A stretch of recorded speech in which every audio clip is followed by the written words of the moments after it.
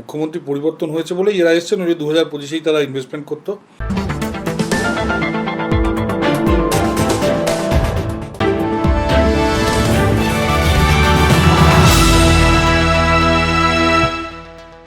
BJP সরকার দাবি করছে ক্ষমতায় এসে 60 দিনে বাংলায় 10টি বিনিয়োগ এসেছে, কিন্তু অভিযোগ অধিকাংশই পুরনো প্রকল্প। লাক্সের 600 কোটি, শ্যাম স্টিলের 15,000 কোটি ও আইটিসির 230 কোটি সম্প্রসারণ আগেই ঠিক ছিল। বার্জার পিয়ারলেসের 160 কোটি আবাসন, আদানির 2,500 কোটি হাসপাতাল, এল&টির এআই ডেটা সেন্টার এমওইউ মাত্র, আমুলের 600 কোটি 2025-এ ঘোষণা। প্রশ্ন উঠছে, এগুলো কি শিল্প বিনিয়োগ? স্যামসাং, এলজি, অটো, এফএমসিজির বড় বিনিয়োগ কোথায়? কৃতিত্ব নিয়ে কিন্তু বিতর্ক তুঙ্গে। সোজাসাপটা উত্তর দিলেন রাজনৈতিক বিশ্লেষক সুদীপ্ত গুহ। লাক্স কোজি থেকে শুরু করে শ্যাম স্টিল, তারা আমুল, তারা বিনিয়োগ করছে এবং বিনিয়োগ আরো এক্সপ্যান্ড করছে।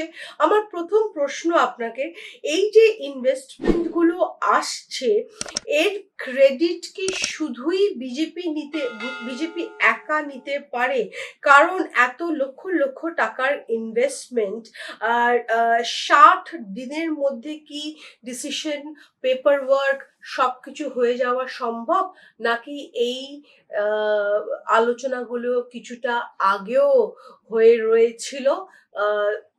তারপরে সরকার গঠন হওয়ার সঙ্গে সঙ্গে 60 দিনের মধ্যে এত বড় বড় কোম্পানি লক্ষ লক্ষ টাকার বিনিয়োগ করলো।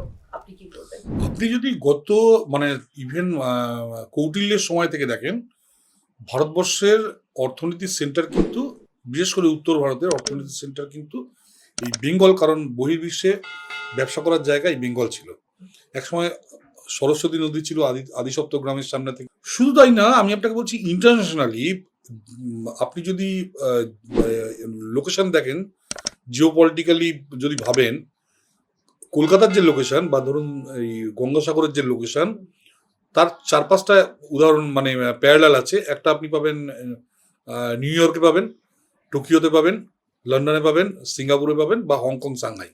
এছাড়া এই যে 1400 মিটার, এমনকি ওদের কারো কাছে 1400 মিটার 1400 কিলোমিটার গঙ্গা নেই, আমাদের কাছে আছে। ফার্টাইল ল্যান্ড আছে, মানুষ থাকার মতো জায়গা আছে, এডুকেশন সেন্টার আছে। আগামী দিনে পোর্ট তৈরি হচ্ছে। গভর্নমেন্ট এসে প্রথম দিন ঘোষণা করে যে আমরা একটা ডিপসি পোর্ট বানাচ্ছি, এমনি পোর্ট না, ডিপসি পোর্ট। তার সঙ্গে যেটা হয়েছে, একটা জিনিস আপনি প্রথম যে প্রশ্নটা আমায় করলেন, তোলাবাজদের তোলাবাজি বন্ধ হয়ে গেছে। তোলাবাজদের তোলাবাজি যদি বন্ধ করা হয়, যদি পরিবেশ নিয়ে আসা হয়, যদি এনফোর্সমেন্ট অফ কন্ট্রাক্ট আসে, যদি আপনার ইজ অফ ডুইং বিজনেস আসে, যা সিগন্যাল অলরেডি আমাদের মুখ্যমন্ত্রী দিয়েছেন।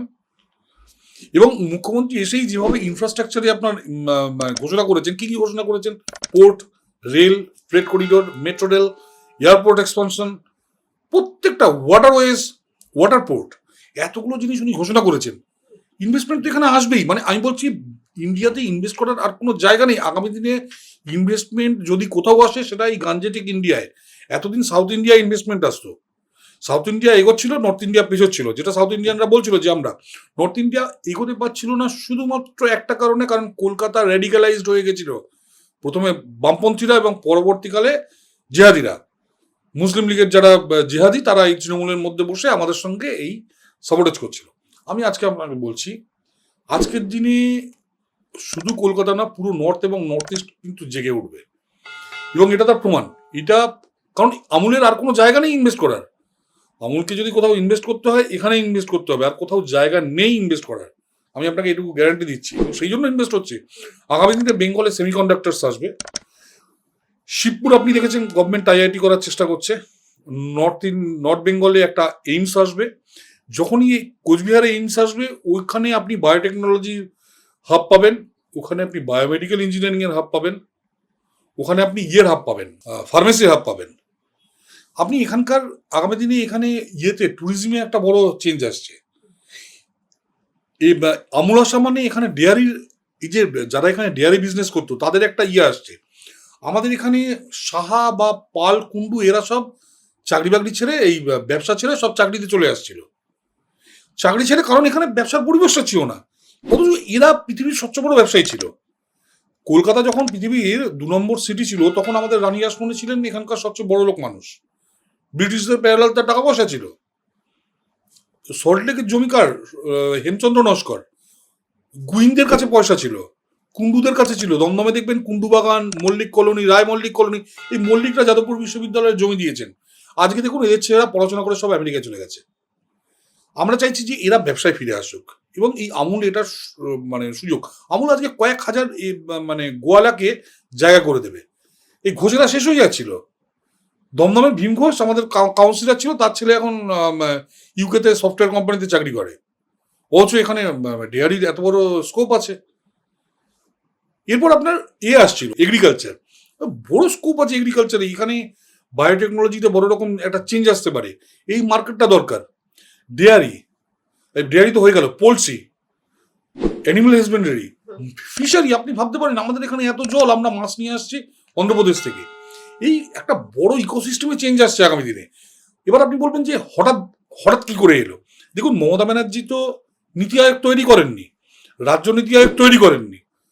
তাহলে শুভেন্দু বাবুকে ডিপেন্ড করতে হয়েছে কেন্দ্রীয় নীতি আয়োগের উপর, অশোক লাহিড়ির উপর, তিনিও বাঙালি, সঞ্জীব সান্যালের উপর, তিনিও বাঙালি, সিএম এর উপর। কারণ আমাদের এখানে এখনো পর্যন্ত মমতা ব্যানার্জি গত 10 বছরে নীতি আয়োগ তৈরি করতে পারেননি, প্ল্যানিং কমিশন নেই। তো প্ল্যানিং কমিশন, নীতি আয়োগ যদি রাজ্যে না থাকে, যদি ডিফাঙ্ক্ট হয়ে যায়, তাহলে তো কিছুটা কেন্দ্রে, আপনি যে বলছেন যে কেন্দ্র হঠাৎ কেন হেল্প করেছে, কেন্দ্রকে তো হেল্প করতেই হবে, কিন্তু কেন্দ্রের হেল্পের দরকার নেই। বিজনেসম্যানরা এমনি এখানে এসে ইনভেস্ট করবেন, কারণ এর থেকে বেটার জায়গা পৃথিবীতে আর কোথাও নেই। আর আগামী দিনে যখন রাজ্যের নীতি আয়োগ তৈরি হবে, রাজ্যের সিএমও যখন রিস্ট্রাকচার হবে, বা এখানকার WAIDC যখন রিস্ট্রাকচারিং হবে, আপনি তখন রাজ্য দেখবেন, রাজ্য নিজস্ব থিঙ্ক ট্যাঙ্ক আসবে, তারা নিজস্বভাবে বাড়বে। আপাতত কিছুটা সেন্ট্রালের উপর ডিপেন্ডেন্ট, কারণ মমতা ব্যানার্জি গত 10 বছর রাজ্যের নীতি আয়োগ তৈরি করেননি, উনি যেতেন না নীতি আয়োগের মিটিংয়ে। তো কিছুটা তো সেন্ট্রালের উপর ডিপেন্ডেন্ট থাকতেই হবে। মুখ্যমন্ত্রী অনেক কিছু ডিক্লেয়ার করেছেন যে এটা হবে, ওটা হবে, এটা হবে, কিন্তু আমার কথা হচ্ছে যে রাজ্য আজ 8 লক্ষ কোটি টাকা ঋণে ডুবে রয়েছে। সেটা টিএমসির থেকেই আসা, কিন্তু এই এত বিপুল অঙ্কের ঋণ নিয়ে এত কিছু করা কি সম্ভব হবে তাড়াতাড়ি একটা সময়ের মধ্যে? দেখুন, ঋণ দুটো কারণে মানুষ নেয়। আমাদের সাধারণ যে গৃহস্থলীর যে ইকোনমিক্স আর রাজ্যের ইকোনমিক্সের কোনো পার্থক্য নেই এক্ষেত্রে। মমতা ব্যানার্জি যে 8 লাখ কোটি টাকা নিয়েছেন, তাতে কিন্তু আমাদের এখানে অ্যাসেট তৈরি হয়নি। আগামী দিনে এই যে কাজগুলো হবে, এর জন্য কিন্তু সরকারকে আবার লোন নিতে হবে।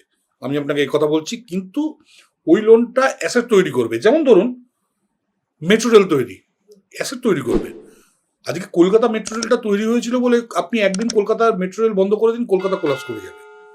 আমি যদি মেট্রো রেল এখান থেকে ধরুন, আমি যদি চন্দননগরে নিয়ে যাই, আমি যদি এটাকে চাপাডাঙ্গায় নিয়ে যাই, আমি মেট্রো রেল যদি ওদিকে বসিরহাট, বারাসাত বা এদিকে বারুইপুর নিয়ে যাই, কলকাতাটা 16 গুণ সাইজে 16 গুণ বেড়ে যাবে। বা কল্যাণীতে নিয়ে যাই, কলকাতার সাইজে 16 গুণ বেড়ে যাবে।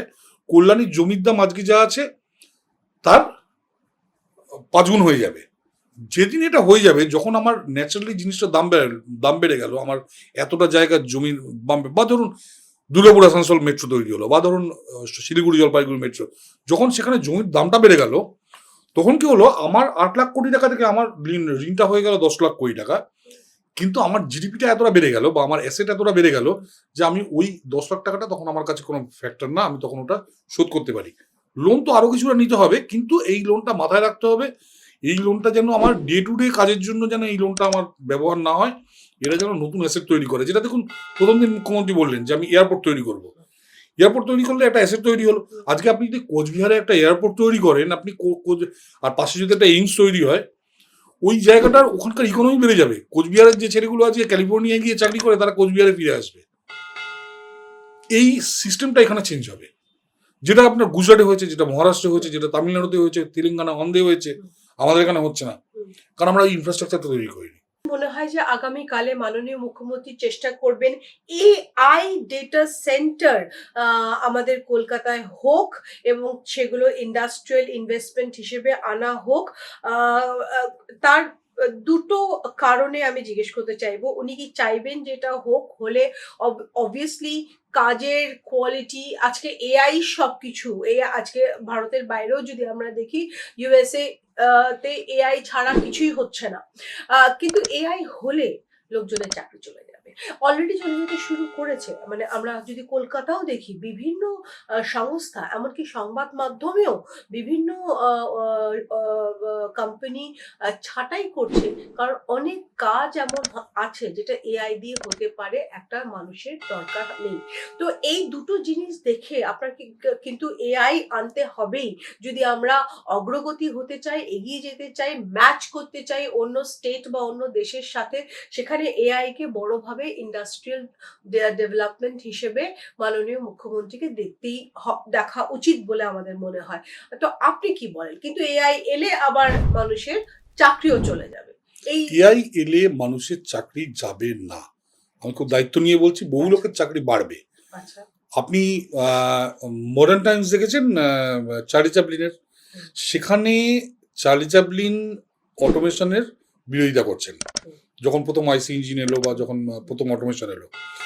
কিন্তু আপনি দেখবেন সেই সময় লন্ডনের মতো সিরিজে নায়ক এবং নায়িকা থাকে একটা কাঠের বাড়িতে। কেন? যেহেতু অটোমেশন ছিল না, একটা পাকা বাড়ি তৈরি করতে যে পরিমাণ লেবার কস্ট লাগবে, ওই লেবার কস্ট দেওয়ার ক্ষমতা ওই লোকটা ছিল না বলে ওর পাকা বাড়ি ছিল না। যখন অটোমেশন এলো তখন লন্ডনের সবকটা লোকের পাকা বাড়ি হয়ে গেলে তাকে কাঠের বাড়িতে থাকতে হতো না। তখন কাঠের বাড়িতে থাকতো। যত অটোমেশন এলে কি হচ্ছে যে আপনাকে লেবার কস্ট কম পে করতে হবে। আপনি একা আয় করছেন, আপনাকে যদি 100টা লোকের লেবার কস্ট পে করতে হয় তাহলে আপনি বাড়ি করতে পারবেন না। সেই জন্য মানুষ আগে ওই বাড়িতে থাকতো। এবার ধরুন যখন কম্পিউটার এলো, যদিবাবু বললো যে কম্পিউটার এলে মানুষের চাকরি চলে যাবে। আজ দেখুন কম্পিউটার এসছে বলে আজকে দেখুন আপনার ইন্ডাস্ট্রিটাও কম্পিউটার ইন্ডাস্ট্রি। তখন কিন্তু আমরা 1980-তে ভাবতে পারিনি যে কম্পিউটার এলে এইরকম হবে যে আপনি এক্ষুনি আমার ইন্টারভিউ নেবেন, সেই ইন্টারভিউটা এক্ষুনি আপনি আপলোড করে দেবেন, কোটি কোটি লোক সারা পৃথিবীতে দেখবে। এই জিনিস কিন্তু আমরা তখন ভাবতেই পারিনি। মানে সেই সময় আমাদের মানে ইয়ের বাইরে ছিল। যদিবাবু এখানে বন্ধ করে দিলেন কম্পিউটারটা। আগামী দিনে যখন এটা আসবে তখন কিন্তু যখন এআই আসবে, আমরা যদি রিসার্চে যাই, আমরা যদি রিসার্চ করতে পারি, আমরা যদি আমাদের হিউম্যান রিসোর্স প্রডিউস করতে পারি, আমরা পৃথিবীকে লিড করবো। যে জন্য নাকি শুভেন্দুবাবু এবং স্বপনবাবু এবার বাজেটে ঘোষণা করলেন যে QS 100 কলেজে, পৃথিবীর সেরা 100টা বিশ্ববিদ্যালয়ে যে কোনো সাবজেক্টে যদি গ্র্যাজুয়েশন বা মাস্টার যদি কেউ চান্স পায়, পুরো পড়াশোনার খরচ, মানে হার্ভার্ড MITর মতো কলেজে বা টেক্সাসের মতো কলেজে তারা যদি পায়, পুরো পড়াশোনার খরচ এবং মেডিক্লেম অলসো। এই না যে পড়াশোনার খরচ মেডিক্লেম দিতে পারলাম দাদা, মেডিক্লেমের বিল পর্যন্ত পে করবে রাজ্য। কারণ রাজ্য চাইছে যে, রাজ্য জানি যে আমাদের এখানে এডুকেশন সিস্টেম যেভাবে চলে গেছে, এই চিরকুটে পাওয়ার টিচার বা ধরুন টাকা দিয়ে পাওয়ার টিচার, তাদের কাছে পড়ে ওই লেভেলের ম্যান পাওয়ার তৈরি হওয়া আজকের দিনে অসম্ভব। এর মধ্যে আমরা যদি নেক্সট 8 বছরে যদি ইনফ্রাস্ট্রাকচার তৈরি করে ফেলতে পারি রাজ্যের, ততদিনে আমার যে বেটার ম্যান পাওয়ার লাগবে, যাতে এই জায়গাটা তেলেগু, তামিল বা মারাঠারা দখল না করে দেয়, গভর্নমেন্ট কিন্তু বিদেশের ছেলেপুলেদের পাঠাবেন স্বামী বিবেকানন্দ স্কলারশিপ দিয়ে পড়াশোনা করাতে। হসপিটাল বা রেসিডেন্সিয়াল হাউজিং কি আপনি ইন্ডাস্ট্রিয়াল ইনভেস্টমেন্ট হিসেবে মনে করবেন? হসপিটালে তো দেখুন, হসপিটালে কত লোক চাকরি পায়। দেখুন বেঙ্গলিরা কিন্তু সার্ভিস সেক্টর ওরিয়েন্টেড জাত, এখানে কিন্তু কারখানা ওরিয়েন্টেড জাত আমরা নই। আপনি দেখবেন ব্যারাকপুর থেকে কল্যাণী পর্যন্ত দেখবেন অবাঙালিরা ম্যাক্সিমাম কাজ করে। এখানে সার্ভিস সেক্টরের মধ্যে একটা বড় হলো হেলথ সেক্টর, যেটা ধরুন আজকে আমাদের লোকেরা ডাক্তার দেখাতে সিঙ্গাপুরে যাচ্ছে। এখানে যদি 5টা বড় হসপিটাল হয়, গভর্নমেন্ট হোক বা প্রাইভেট, সেখানে যদি বাইরের লোকেরা ডাক্তার দেখাতে আসে, ডাক্তারবাবুরা চাকরি পাবেন, অ্যাডমিনিস্ট্রেশনের লোক আছে, DMLTর লোক আছে যারা medical laboratory technology, x ray etcetera, এরকম বহু রকম টেকনিশিয়ান আছে এটসেট্রা, বহু লোকের চাকরি হবে সেক্ষেত্রে, বহু লোকের। তার সঙ্গে ট্রান্সপোর্ট, লজিস্টিক্স, আপনার হিমঘর, মানে বহু রকম, ফার্মেসি, একটা বিশাল ইন্ডাস্ট্রি এটা। ফলে এবং ডাক্তারিটা আমাদের রক্তে ছিল। এই তারকেশ্বর বন্দ্যোপাধ্যায় যে লিখেছেন না আরোগ্য নিকেতন, একসময় লোকে বিশ্বাস করতো যে বাঙালি মানেই ডাক্তার, যে জন্য তারাশঙ্কর বন্দ্যোপাধ্যায় ওই মশাইয়ের কথা লিখেছিলেন। আমাদের সেই ট্রেনটা আমাদের চলে গেছে, আগামী দিনে এই ট্রেনটা আমাদের ফিরিয়ে আনতে হবে। আমি বলছি আমরা ব্যবসায় নাম্বার 1 ছিলাম। আমাদের যারা ধরুন পাল কুন্ডু যারা ছিল, আমাদের যারা বড় বড় বিজনেস বাড়ি, আমি বলছি গুইন, মল্লিক, তারপর নস্কর, এরা পৃথিবীর মধ্যে বড় লোক ছিল এক সময়, আজ থেকে 100 বছর আগে। আমরা এডুকেশনে নাম্বার 1 ছিলাম। 1837-এ উইলিয়াম অ্যাডামসের রিপোর্ট অনুযায়ী 1 লক্ষ টোল ছিল এবং সেই টোলের 60% টিচার ব্রাহ্মণ কায়েত এবং বদ্যির ছিল নয়। তাহলে তারা কি পড়াতেন? তারা ছিলেন কৈবর্ত ছিলেন, তারা অন্যান্য ছিলেন। তারা কি শেখাতেন? তারা জাহাজ তৈরি শেখাতেন। তারা জাহাজ তৈরি শেখাতেন, তারা মশলা তৈরি শেখাতেন, তারা মেটালার্জি শেখাতেন। এই ছিল আমাদের বেঙ্গল। আমরা সেটাকে একটা কেরানি তৈরির যাতে পরিণত হয়েছি। করতে যায়, যদিও আমুল, লাক্স, শ্যাম স্টিল এগুলো সবই এসছে, কিন্তু বেঙ্গলে কোথাও না কোথাও electronic equipments, electronic home appliance, heavy engineering এই ধরনের সেক্টরেও আমাদের বিনিয়োগ দরকার। এবং আমাদের এটাও দরকার যে গ্লোবাল কোম্পানিজ, আজকে একটা স্যামসাং বলুন, এলজি বলুন, নিসান বলুন, এই যে গ্লোবাল কোম্পানিজগুলোকে আনার চেষ্টা কি আমাদের নতুন সরকার করবে বা করছে? আমাদের আইটি ডিপার্টমেন্ট নতুন জিসিসি পলিসি তৈরি করছে, যেটা নাকি তেলেঙ্গানা বা অন্ধ্রপ্রদেশের থেকেও অ্যাগ্রেসিভ। এতদিন আমাদের আসছিল না। আপনি জানেন আইটি গুলো রিপ্লেসড হবে জিসিসি কে দিয়ে। আইটি গুলো জিসিসি কে দিয়ে রিপ্লেস হবে। জিসিসি পলিসি এত অ্যাগ্রেসিভ বানাচ্ছে, আমি আগামী দিনে বলছি জিসিসির কাজ দিয়ে নিউ টাউন বা এখানে আপনি কুলোতে পারবেন না, আপনাকে দুর্গাপুর যেতে হবে, শিলিগুড়ি যেতে হবে। আবার বলছি, দুর্গাপুর যেতে হবে, শিলিগুড়ি যেতে হবে, খড়গপুরে কলাইকুণ্ডা এয়ারপোর্ট আপগ্রেড করছেন, সেখানে যেতে হতে পারে, কোচবিহার যেতে হতে পারে, কারণ এখানে কিন্তু জায়গা দিতে পারবেন না। এত অ্যাগ্রেসিভ ডিসিসি পলিসি আনছে ওয়েস্ট বেঙ্গল গভর্নমেন্ট, যে জন্য শিবপুরকে আইআইটি করা প্রপোজাল দেওয়া হচ্ছে।